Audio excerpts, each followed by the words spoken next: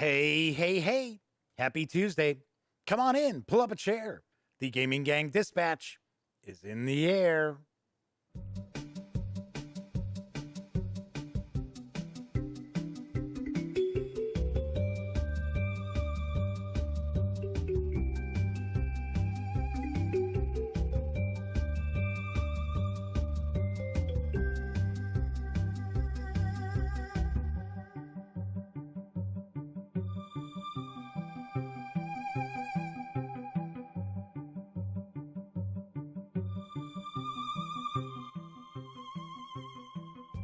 Howdy, howdy, howdy, gang. Welcome once again to the Duct Tape Studios.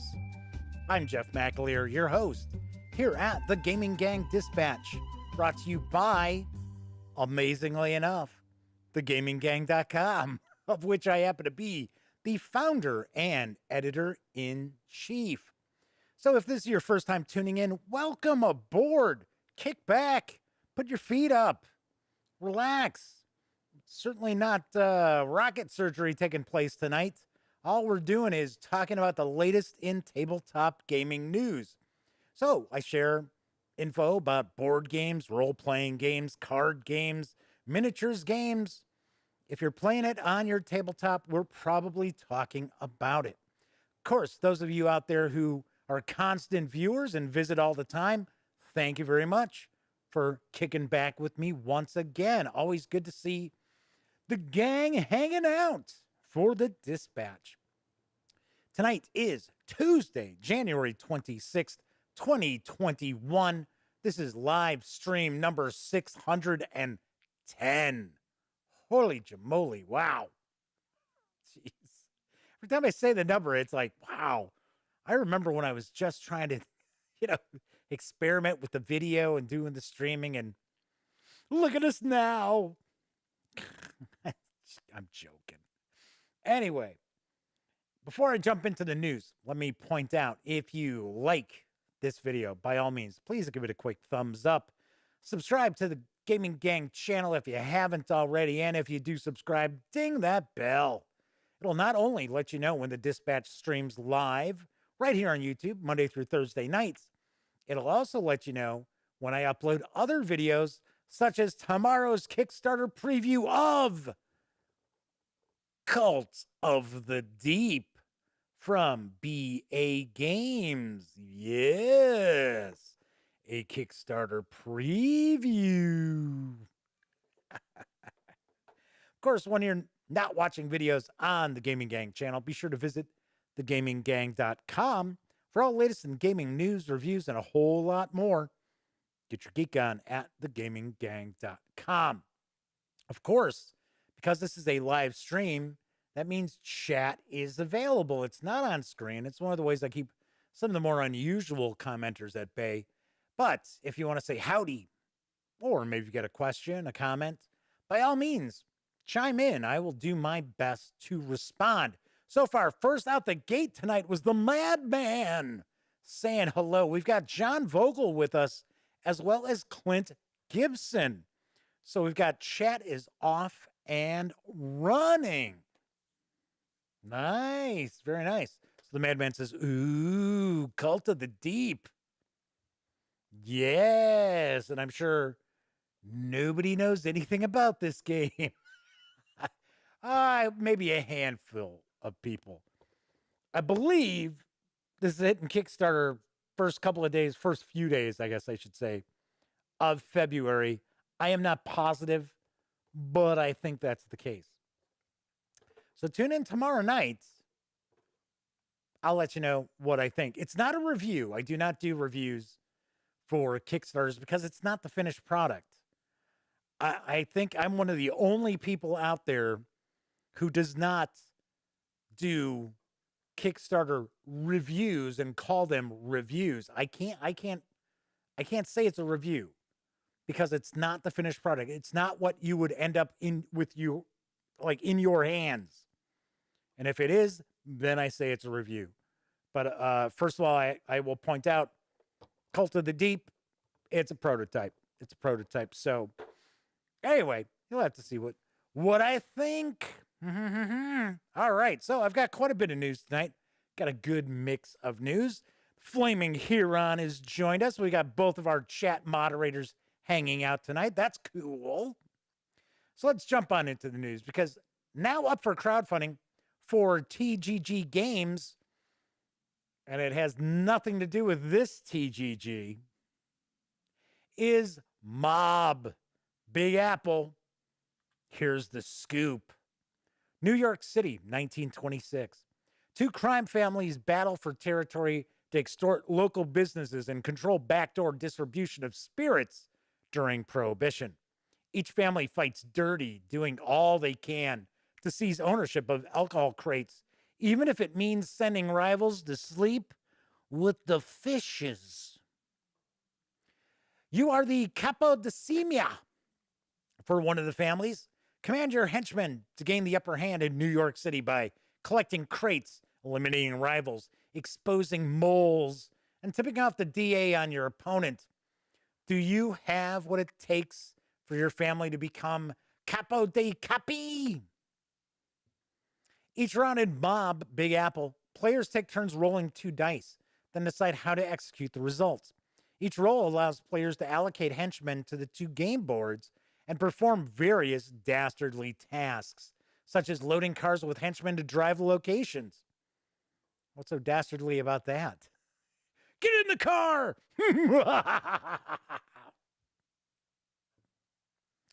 Loading crates of contraband, revealing their rivals' moles, and eluding the district attorney. In more detail, 6 key locations of New York City are contested each round, with half being represented by a black die and half by a white die. Okay. I could joke there, but I won't. You roll 1 of each die on a turn, and the die values denote which locations may be interacted with and how many henchmen may travel to that specific location, with the white die serving as a location and the black die the number of henchmen, or vice versa.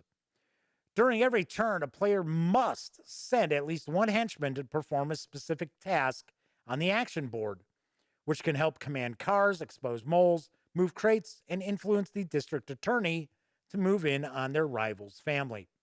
Once both players have allocated all of their henchmen, the round ends, and then a battle takes place at each location, with the survivors remaining to guard the contraband. After the 3rd and final round, whichever Capodicina owns the most crates of contraband gains control of the Big Apple, which is rotten to its core. Not really. I like New York. There is a Kickstarter video. Let's kick back. Give it a peek. Hey, we sent a message to those Mancinas, boss. I sent 6 of their best to sleep with their fishes. And those crates over there, it's almost their whole stash from Mariucci's. Call your stool pigeon friend. Tell him to red, just before our Hell's Kitchen shipment arrives next Sunday. I'll call it off at the last minute, and the DA can throw them worthless Mancinas in the big house. Yeah, sure thing, boss. So, Lefty, eh? Oh, you'll be the copy de capo of all New York, and we'll be rolling in booze, clams, and dames. Mob Big Apple is an exciting, competitive game for 2 that plays in under an hour by means of area control, clever dice allocation, and worker placement. You'll attempt to outsmart, outmaneuver, and outgun your rival to victory. Mob Big Apple. Back us now on Kickstarter.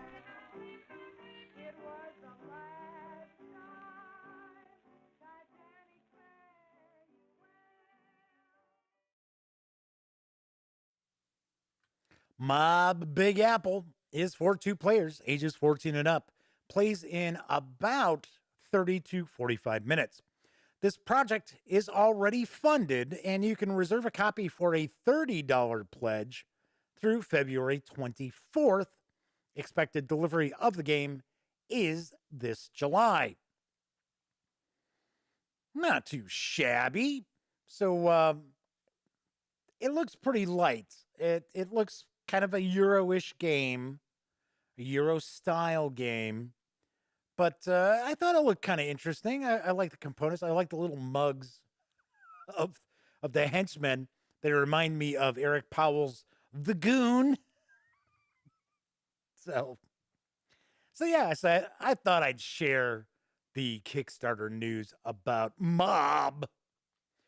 All right, moving right along. Arriving very early next month is Hexplorit, The Sands of Shurax. And here's the skinny from Mariucci J Designs. Hexplorit is a hero building adventure board game system. The Sands of Shurax is the third volume in the series.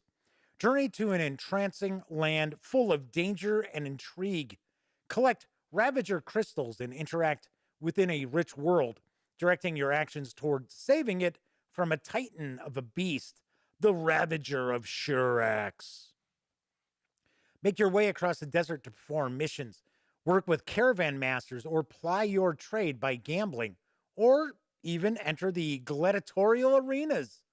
Battle through a variety of encounters. Well, I was like, what happened? It was like, come on, what's going on there, teleprompter? Keep moving. Battle through a variety of encounters while traveling, or move carefully and see what other discoveries you might find. To save these city states, you must build your heroes and gain power as quickly as you can. Kismet is what it will always be, but your heroes have the power to change the world.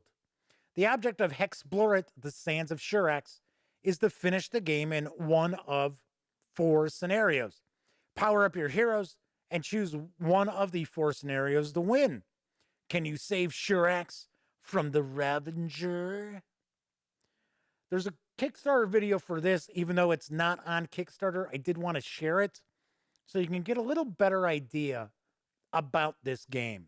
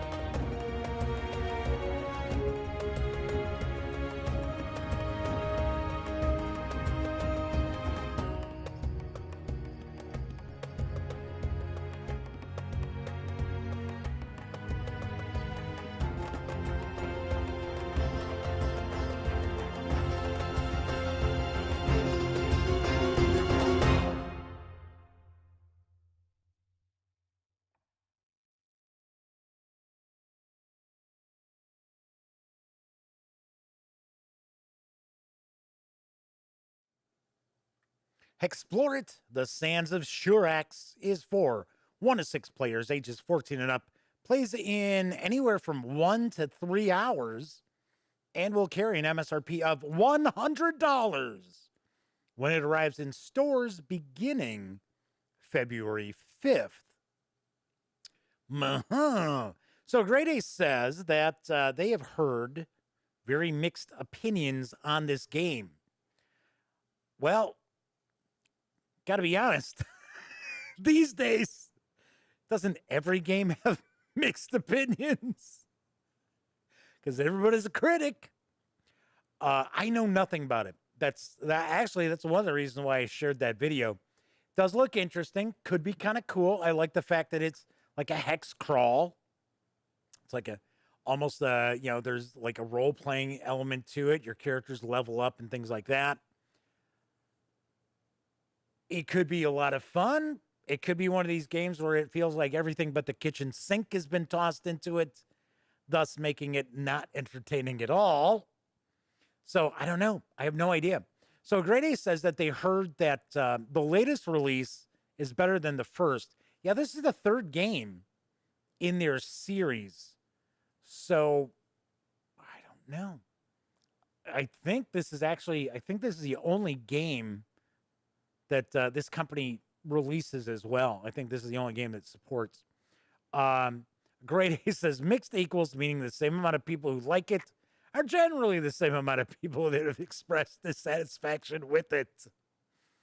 Yeah, I know. So Grade A also points out that they heard it's long and in-depth, and the Madman says it does look interesting. That's why I shared it.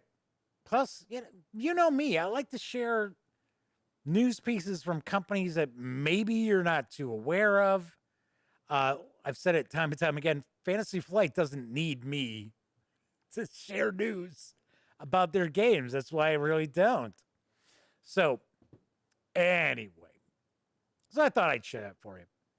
All right. Well, John Vogel's hanging out tonight, so he's going to like this next news piece. Because there is a new solitaire war game. It's up for Kickstarter funding for Worthington Publishing. Here are the details on Tarawa 1943. Tarawa 1943 is a solitaire card-driven game on the invasion of Japanese-controlled Tarawa by the 2nd Marine Division. Join the 2nd Marine Division as you storm the beaches of Tarawa. Didn't I just say that? Japanese Commander Shibazaki and his men have had a year to prepare for this moment in time.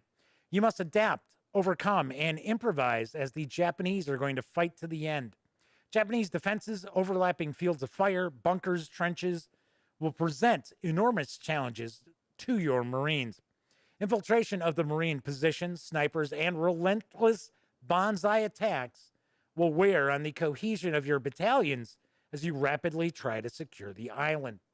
The game is one of a unique, underdone topic, island fighting in the Pacific. That is true. It's certainly true. Using a simple, fast-moving system, you'll be in and fighting within 15 minutes of opening the rules. The game requires minimum setup and breakdown. Always a pleasure.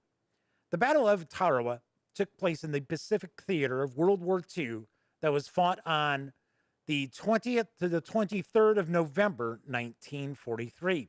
It took place at the Tarawa Atoll in the Gilbert Islands. Nearly 6,400 Japanese, Koreans, and Americans died in the fighting, mostly on and around the small island of Bieto in the extreme southwest of the Tarawa Atoll. The Battle of Tarawa was the first American offensive in the crucial Central Pacific region. It was also the first time in the Pacific War that the United States had faced serious Japanese opposition to an amphibious landing. Previous landings met little or no initial resistance. But on Tarawa, the 4,500 Japanese defenders were well supplied and well prepared, and they fought almost to the last man, exacting a heavy toll on the United States Marine Corps. The losses on Tarawa were incurred mainly within the first 76 hours after the landing. There is a Kickstarter video. Yes, 3 videos tonight, all kind of in a row. So let's take a peek and learn a little more.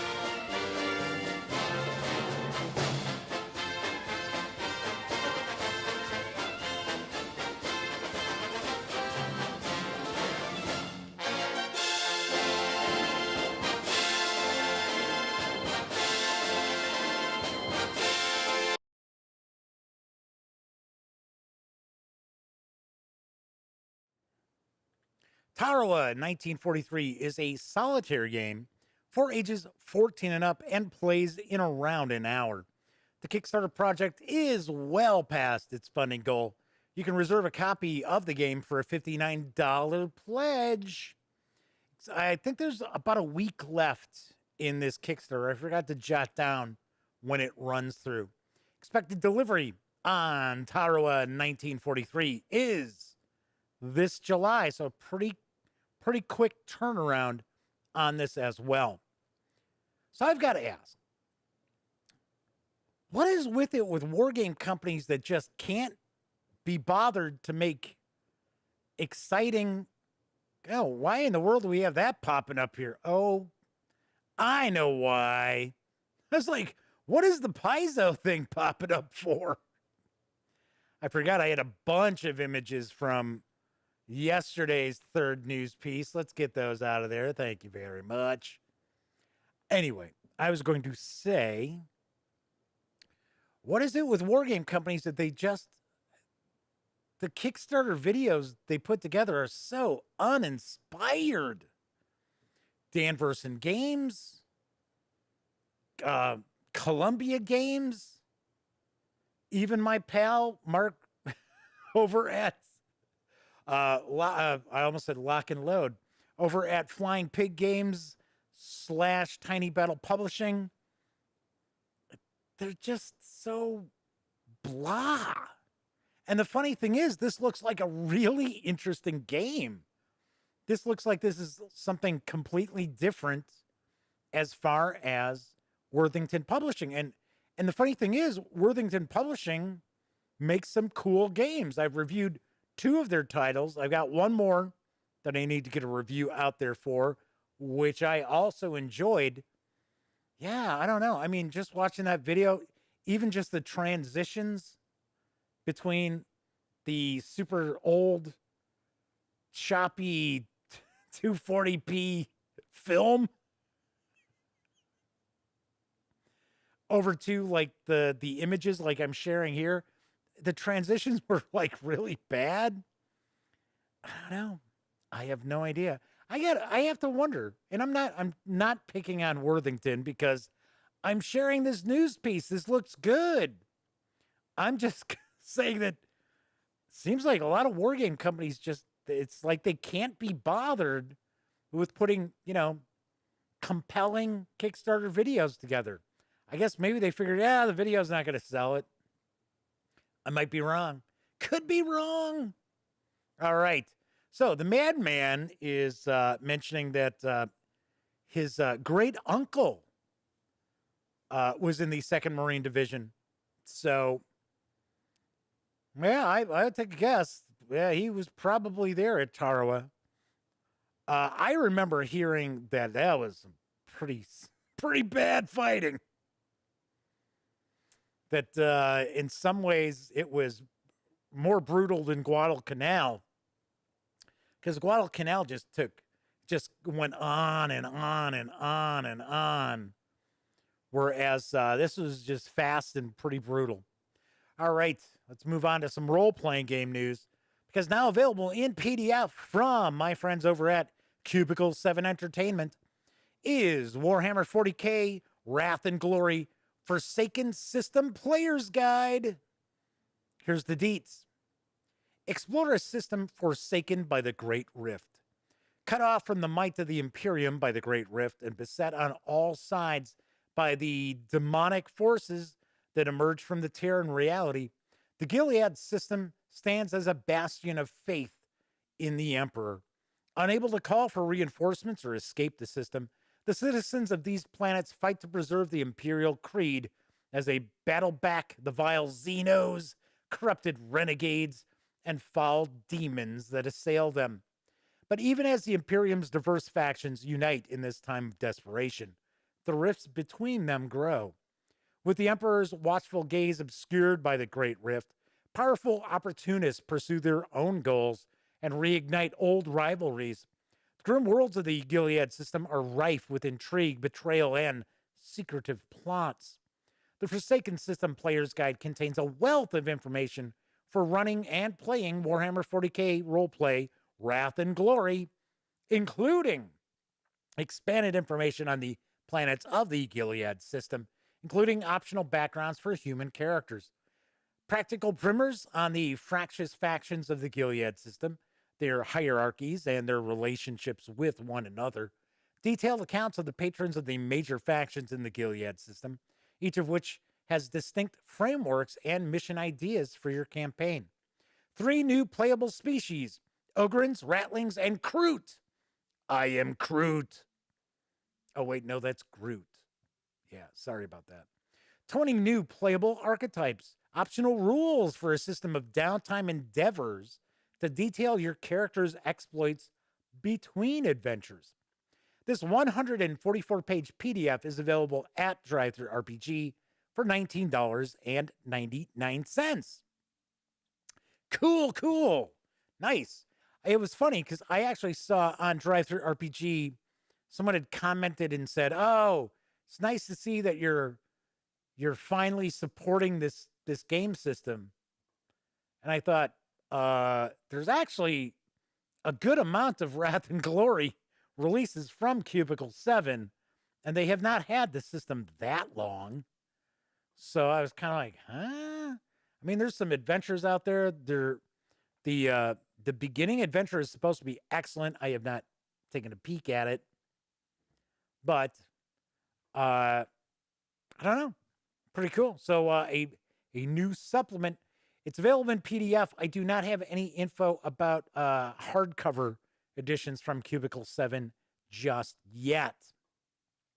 So I will mention I am going to reveal one of my contests that's going to kick off on February 1st. It's going to run through February, and it is going to be for a copy of the core rules for Warhammer 40K. It's Warhammer 40K roleplay, I think is how Cubicle 7 wants it called. Wrath and Glory, the hardcover. So going to have that out there. So that is one of the contests for February. I have 2 contests lined up so far. So I just shared one of them, and that's the only time I'm going to mention it until February 1st. So it is going to be a Twitter follower contest. So follow me on Twitter. There you go. That's going to be part of what you'll need to do to be able to win. All right, my final news piece is a pretty cool one.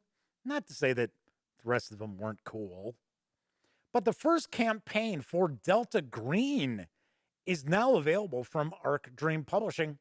Here's the skinny on Impossible Landscapes. Fear is a fractal, and Your world is a lie.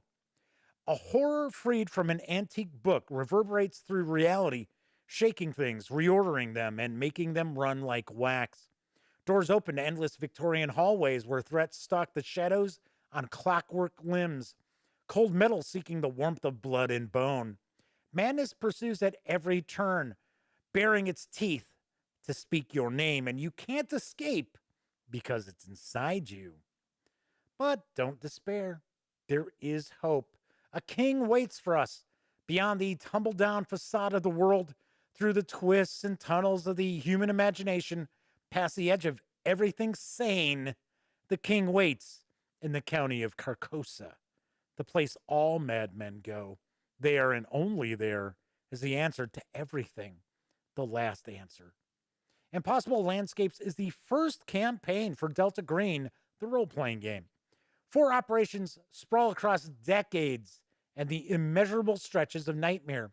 Harrowing investigations and the bitterest truths test the mettle of the most accomplished agents.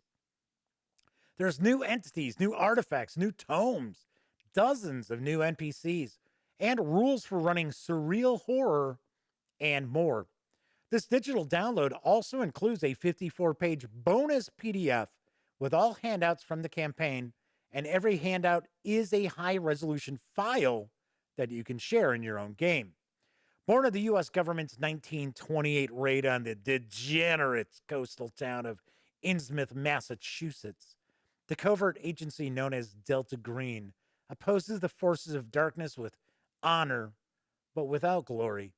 Delta Green agents fight to save humanity from unnatural horrors, often at a shattering personal cost. Impossible Landscapes is playable with Delta Green, the role-playing game, an award-winning update to one of the most acclaimed RPG series of all time. The Agent's Handbook, the Handler's Guide, and the free Quick Start Rulebook need to know. This 368-page PDF is available right now at DriveThruRPG for $32.99. And I think it's written by Dennis Detweiler.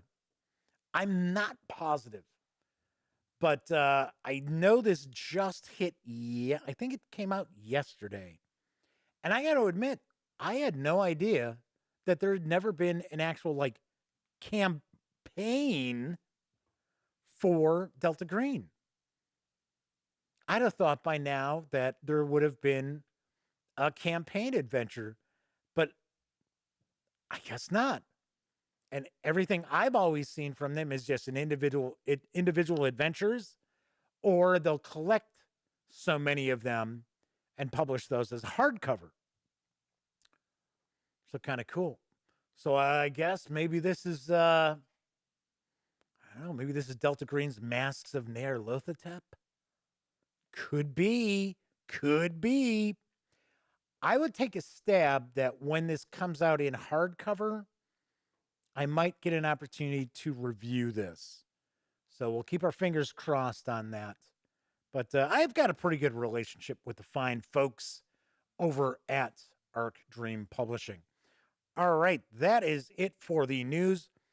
As I mentioned, the last 2 news pieces are available over at DriveThruRPG. And of course, the Gaming Gang and thus the Dispatch are affiliated with the One Bookshelf sites. So if you are going to swing over to, say, DriveThruRPG, please stop by thegaminggang.com first. Click on one of our banner ads. That way, if you do happen to make a purchase, I'll get a little piece of that pie. And all those nickels, dimes, and quarters really do add up and help keep the Gaming Gang website around. Because there are quite a few people who actually use those links. So, very cool. And I appreciate that a lot. I really do. So, kind of rock through the news pretty quickly. So, one thing I'm kind of curious about, and it's not gaming related, it is pop culture related. But I'm kind of curious if anybody out there is watching WandaVision on Disney Plus, and if they've watched the first 3 episodes. I'm not going to spoil anything. I'm I'm not going to sit here and do like a spoiler alert. I got to be honest, I don't know what the critics are watching. Because all these critics are saying, well, it's phenomenal. It's amazing. And I really dislike it intensely. Okay, maybe I shouldn't put it that way. I don't think it's very good. I don't think it's very good at all. And the Man says they have not seen it yet, but they plan to watch it. All right, so I'm gonna actually share less than you would get from just reading a review. So I'm not giving away any specifics. But if anyone out there is watching it, and you can mention down in the comments if you're not watching live. So I'm sure everybody's, not everybody. I'm sure a lot of people have seen the trailer. So it's no shocker. So essentially, it's as if they've brought on like the writers from The Sweet Life with, what is it, Zach and Cody, something like that, or Hannah Montana. Those really awful Disney shows, the Disney Channel shows, and I mean cable Disney Channel. That they brought those writers in to write these like faux sitcom episodes. And it's awful. So each episode's about 22 minutes long. And for about 19 minutes, it's this just awful, corny, stupid, like just really bad Disney Channel episode. And then 3 minutes of, something strange is going on here. Something weird is going on. What could it be? So Flaming Heron says, don't expect anything like the movies. Oh, I certainly don't. I certainly don't expect anything like the movies. But, I mean, come on. It's like... So Flaming Heron says, well, it's meant to be campy. I get it's meant to be campy, but it's not even campy. It's just bad. It's not even bad camp. It's just bad. Madman says, oh no. Sounds like this is going to be disappointing. I'll try it, but I'll likely agree with you, Jeff. Maybe, and we knew there was going to have to be some series from either the Star Trek or not Star Trek, Star Wars. Yeah, because Star Trek's over on, what is it now? Paramount Plus is what they're changing the name of CBS All Access. It's now going to be Paramount Plus. I think it starts next month. Anyway, I was going to say, we knew that at some point there was going to be a Star Wars series or a Marvel series on Disney Plus that was gonna be like, So I actually, interestingly enough, I saw something. I forget where the article was, but I saw this article today, and I think it was published today, talking about how I guess the Disney execs were hoping WandaVision was gonna be a big hit like The Mandalorian. And it is absolutely not. And I thought, who in their right mind, looking at WandaVision, would equate that to being able to pull in the viewers that The Mandalorian has? It's like, what?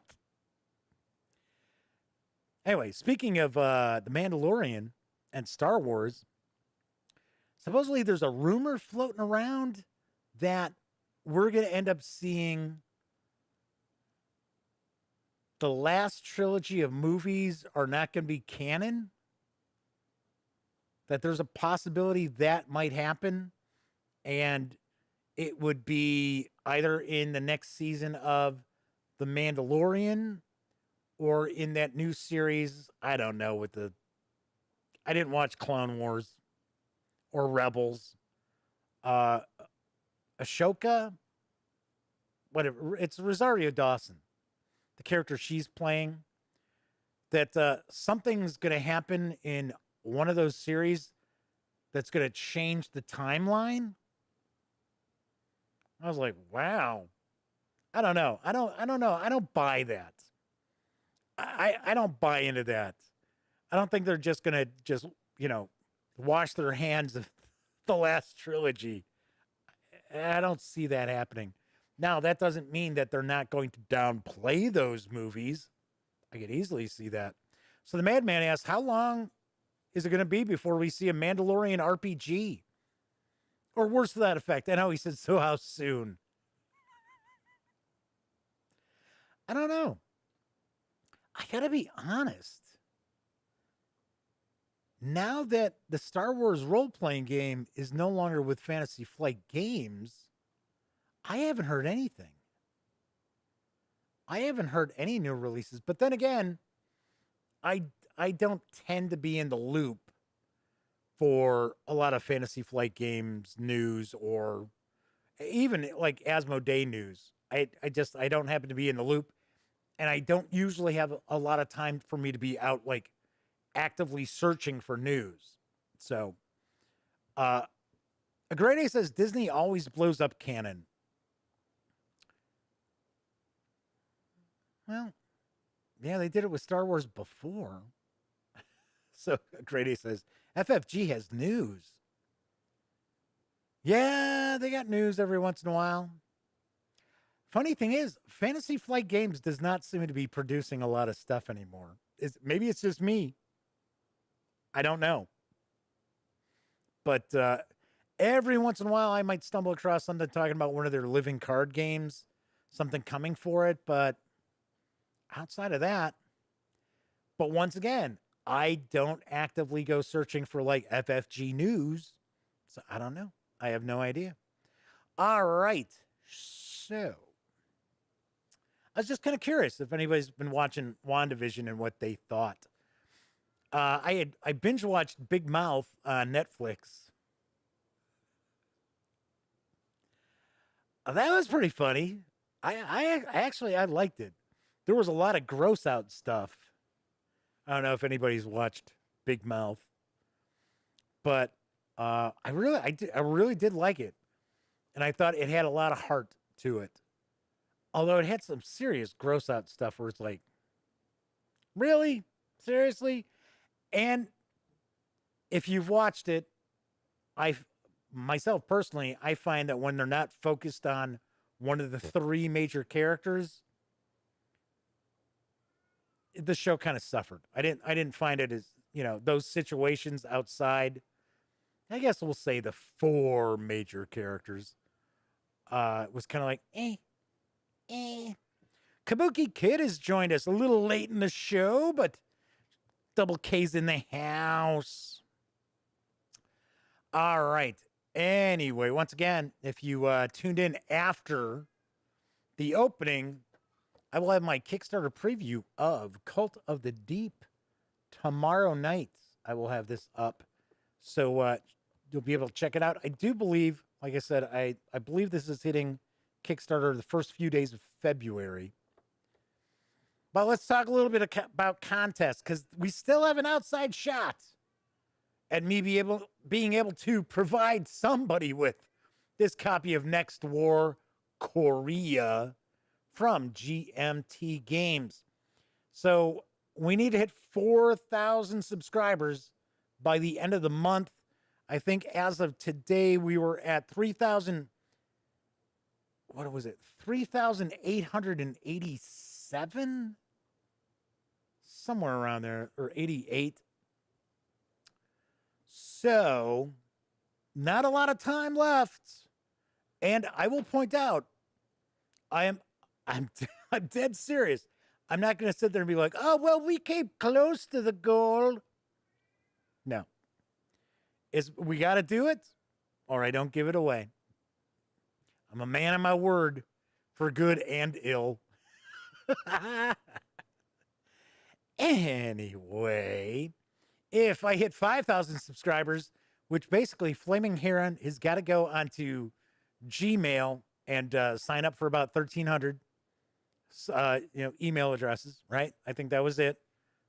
I think that's what he was planning on doing. And of course, we want to make sure we have a few extras. Anyway, if I do hit the 5,000 mark, I'm going to give away a set of the core trio of first edition Advanced Dungeons and Dragons books, the Player's Handbook, the Dungeon Master's Guide, as well as the Monster Manual. These are all with Jeff Eastley artwork. So Grade A says January 2022, right? Man, if I had to wait that long to get to that subscriber level, man, I'd be in deep, you know what? Because it'd be like, wow, what am I getting? 10 subscribers a month? Usually bring more people than that. Anyway, and of course, if by the end of February, if I hit 6,000 subscribers, I will give away my copy of the alternate art edition of Candlekeep Mysteries from Dungeons and Dragons. And I'll actually make sure that it arrives in the winner's hot hands the day it hits stores. So there's that. And of course, I did already mention that, and I won't mention it again until February 1st, that one of the February contests is going to be a Twitter followers contest, and I will give away a copy of the hardcover of Warhammer 40K roleplay Wrath and Glory from my friends over at Cubicle 7 Entertainment. So there you have it. Those are the contests. I got another contest that I'm going to unveil. Personally, I think it's kind of cool, but, I don't know. I don't know. I don't get it. I mean, I see some people with some pretty lame-ass contests on Twitter, and it's like they blow up. It's like, it'll have like 500 retweets, and it's like, really? Yeah, I'm going to give away this plastic bag. All you got to do is be a follower and retweet, and I'm going to give this plastic bag away. I only got 1,200 retweets. What's going on? Anyway, so I don't know. It's just weird. Like I said, I never know what's going on. Just like the review for Basic Fantasy has like 300 and some views already. That's only been up a few days. What, 3 days? Kabuki Kid says hashtag plastic bag contest. There you go. There you go. Flaming Heron said, figured you'd have a few more new subs for the D&D stuff.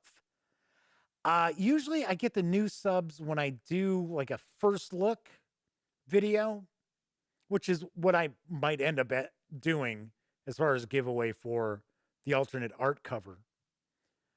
But usually if I do the, like, hey, comment on a video, be a subscriber, that usually pulls in a few hundred new subscribers. So I noticed that.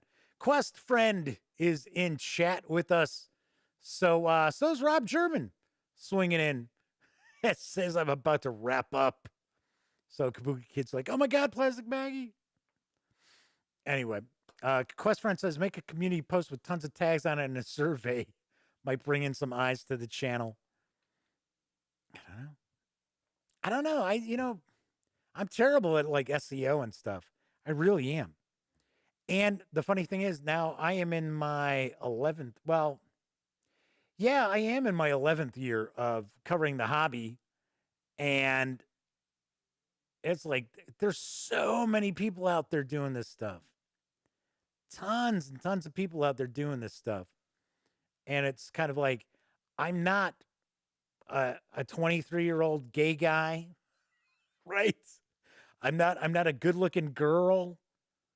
It's like I see these, especially D&D. Boy, I tell you, the D&D stuff, you got to be a real sucker to click on some of these.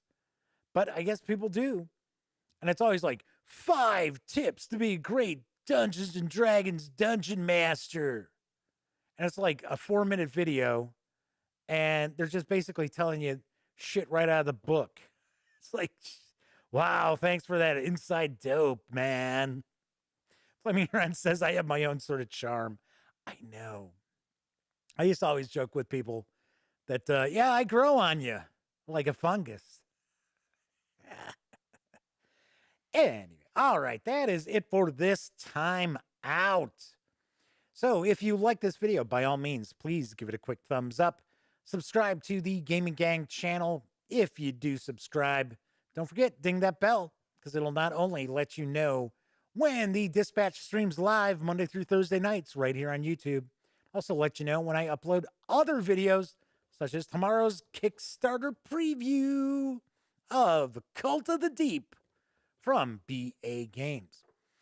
And if you were watching live, thank you very much. Always appreciate it.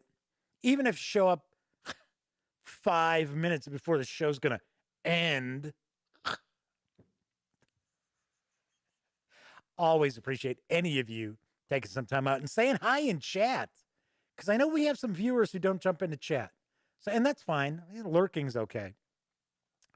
But always appreciate people keeping me company so I don't feel like a complete doofus, which I sometimes do feel like when I'm doing a review. I'm just talking to the camera, and I know there's no one out there right now. I'm kind of like, okay, all right, let's not feel too stupid doing this. Anyway, I know there are people out there who don't have an opportunity to watch the Dispatch live. I really appreciate you taking time out to watch after the fact, even if you're watching on Memorex. I really love that there are unique individuals out there who get me doing my thing. Always appreciate it. And of course, everybody enjoy the rest of your Tuesday night or Wednesday morning or whatever day it happens to be that you're watching this. And as I wrap up all of my videos during this never-ending pandemic, here's hoping all of you out there are being smart and staying safe. Hey, it's going the wrong way. What's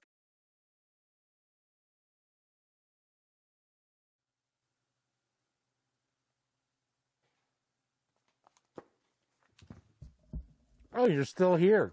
Well, if that's the case, if you'd like to subscribe to the Gaming Gang channel, by all means, click right here.